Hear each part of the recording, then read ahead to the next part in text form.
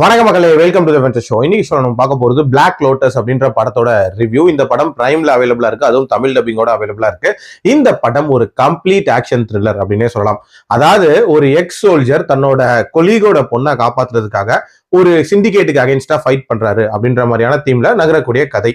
அந்த சோல்ஜர் தான் நம்ம ஹீரோவான மேத்யூ. சில வருஷங்களுக்கு முன்னாடி இவரும் இவரோட சீஃபா இருக்கக்கூடிய ஜானும் வந்து ஒரு மிஷன்ல ஈடுபடுறாங்க. ஜானுக்கும் இவருக்கும் ஒரு பயங்கர க்ளோஸான பாண்டிங் இருக்கு அப்படின்னே சொல்லலாம். அந்த மிஷன்ல எதிர்பாராத விதமா ஜான் இறந்து போயிடுறாரு.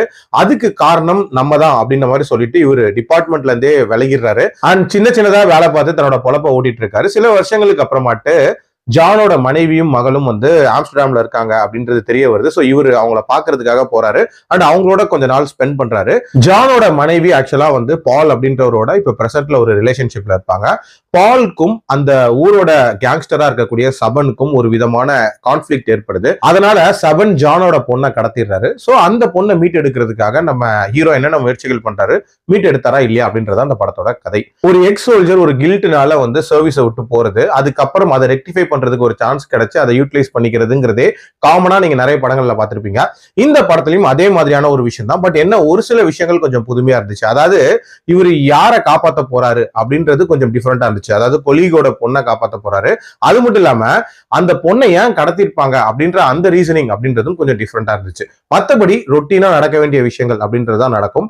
ஆல்சோ ஆக்ஷன் ஹீரோவா நம்ம மேத்யூ இருக்கார்ல, அவர் பக்காவா சூட் ஆயிருந்தாரு அப்படின்னே சொல்லலாம். ஆக்சுவலா ஒரு ரியல் கிக் பாக்ஸர் போல இருக்கு. இன்ஃபேக்ட் இதுல வரக்கூடிய ஸ்டன்ட் சீக்வன்சஸும் அந்த ஸ்டைல்ல தான் அமைச்சிருந்தாங்க. பட்டை கிளப்பிஇருந்தாரு. அதே மாதிரி இந்த படத்துல தேவையில்லாத டிராக் அப்படின்லாம் இல்லாம ரொம்ப கிறிஸ்பா 1.5 மணி நேரத்துக்குள்ள முடியக்கூடிய ஒரு படம். ரொம்பவே குயிக்கா பாத்திரலாம். பட் என்னன்னா, இந்த படம் பயங்கர ப்ரெடிக்டபிளா இருந்துச்சு அப்படின்னே சொல்லலாம். இதுக்கு முன்னாடி நீங்க இந்த மாதிரியான ஜேர்னல்ல படம் பார்த்துருந்தீங்கன்னு வச்சுக்கோங்களேன், அதே மாதிரியான ஒரு பேட்டர்ன்ல போற மாதிரி தான் இருக்கும். பெருசா ட்விஸ்ட் அண்ட் டர்ன்ஸ் அப்படின்றதெல்லாம் இல்லவே இல்லை. அண்ட் எமோஷனலாவும் பெரிய லெவல்ல கனெக்டடா இல்லாத மாதிரியான ஒரு படமா தான் இருந்துச்சு. ரொம்ப ராவான ஆக்ஷன் சீக்வன்சஸ் மட்டும் இருந்தா போதும்னு நினைச்சீங்கன்னா இந்த படத்தை ட்ரை பண்ணி பார்க்கலாம். என்னோட ரேட்டிங் இந்த படத்துக்கு 2.8 out of 5. அடல்ட் கண்டென்ட்டை பொறுத்த வரைக்கும் வயலன்ஸ் கொஞ்சம் தூக்கலா இருக்கும் அண்ட் மைல்டா ஒரு சீன் இருக்கும். மற்றபடி பார்க்கலாம். மீண்டும் அடுத்த விமர்சனத்தில் சந்திக்கிறேன். நன்றி, வணக்கம்.